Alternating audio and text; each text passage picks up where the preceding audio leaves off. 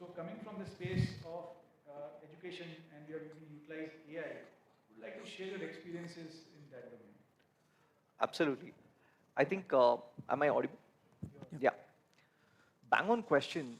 See, adding to that point, when you're talking about youth, and if I were to specify the age group of 10 to 19, right?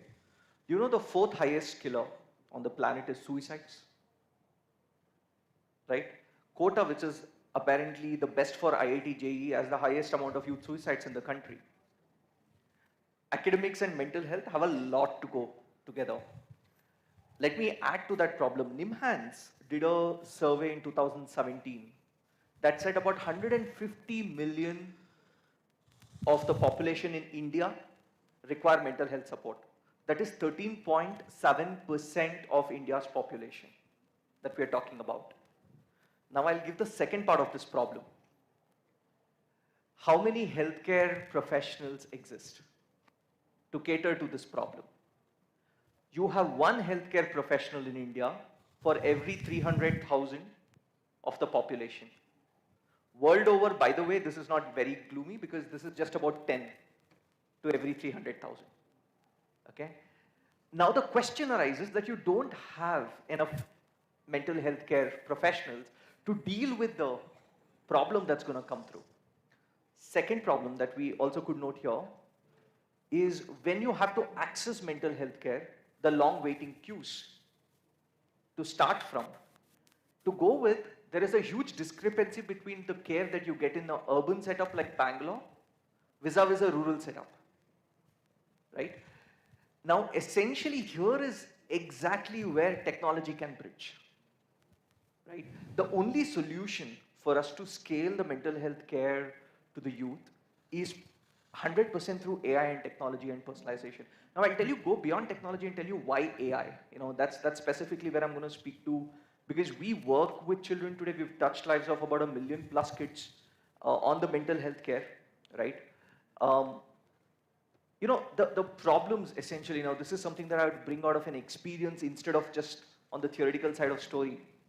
We had a very interesting challenge one of the parents brought up. They were very stressed that my child is very capable but does not do well in math. Now in a general story, what do? When somebody does not do well in something? We give them more tuitions, yes or no? We give them more remedial coaching. We give them the best of content probably. Doing more of something is equal to getting better at it is the theory. But essentially what we don't introspect and see is why is the child really not able to perform? You know, there were two different situations we faced. The one situation, here is what was happening. He was a 13-year-old kid. When we observed in a real world setting, his friends would ping him on a WhatsApp, let's play Call of Duty. On the right hand side, from a very, very good edtech company where his tuition is going on online for math. I want you to think about it. Now, if you ask me what's the challenge here, impulse control, think about it. Without knowing how to control one's impulses, giving math tuitions is not the solution for the math problem, that's my point.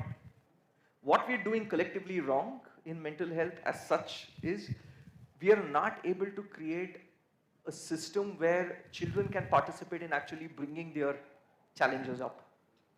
This child's addicted to gaming. Now there is nothing that's more interesting. Think about a child, right? You give a toy to a child. I mean, all of us have children in our family. Give them their favorite toy and put their cartoon. What do you think they pick? Their favorite cartoon. I mean, it's a no-brainer answer. You go to any child and try to switch off the TV when they are watching their favorite cartoon or their mobile phone. You have a solid response of mental health right there in front of you. Okay? Now, you got to develop abilities like impulse control. Question second. Do people even see this as a need? Now, a lot of parents that we work with don't even accept this as a need and problem to work with, right? Now, once awareness is built and until you don't solve the self-regulation aspect in the child, you can't really bridge the gap. Precisely the work that we've been doing in AI, coming to Dr. Nathan, is primarily around this, that we are able to diagnose the missing abilities in children through AI, through the data. Now, the data like handwriting, drawing, we pick up data which is around the child and we process that today, right? And through these, the insights that we've been able to give about 1,200 plus institutions that have kind of imbibed, I can go on giving the case studies, but issues as simple as completing homeworks, to cognitive disabilities, to behavioral issues, right? There's a whole spectrum of world that we've kind of gotten exposed to. But definitely my belief is this: technology and AI is the future of every form of healthcare. And for youth, because they're born in the age of technology, there is no better driving factor. As you're sharing that if you could gamify it, if you could bring it to their everyday lives instead of fighting it, we've just solved the problem at a large scale. Yeah. What I comprehend is personalization is the key. But at the other end, I would like to know the pathway, once the initial identification happens for these concerns and difficulties, what kind of experiences you had in the pathways to link it with the existing mental health services? So, 2-3 areas, right? One is, I think, when you really take an intervention to a particular user, let's say you've discovered it from a data angle, you've kind of mapped it based on the neural feedback, you figured out this is the ability that you need to work with. I think this is exactly where gamification has a long way for us to kind of enable the last mile delivery. Reason is, a lot of parents today in a very urban setup don't have time to also spend. Now, who's going to work with the child? Okay, teachers have a lot of workload. Now, this is true to most of the developing countries. The problem being in Brazil, I mean, a couple of other countries also where we've seen this issue. We're also kind of in Singapore, Malaysia. We also work in Middle East. The situations are very simple. Parents do not have the time. Teachers have a lot of workload. Now, who works with the child? The child has to do it on himself. So, a bit of where we've seen the challenge coming to is how does self-regulate, I mean, how do children take it up? And this is precisely why gamification is the path. That they love games, you get them a play environment. So what we've done in that process is, we've actually gamified CBT, cognitive behavioral therapy.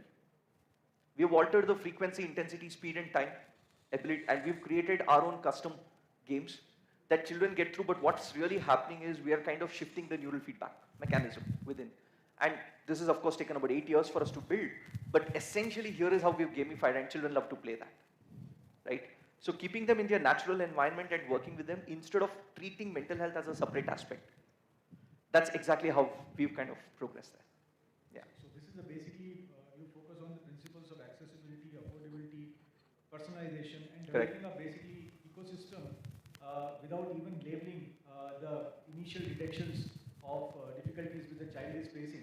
Correct. Until basically even after these initial steps or initial strategies which technology can use to help them, if they do not really work, then possibly the time is there to basically refer them to more absolutely more professional channels. Correct.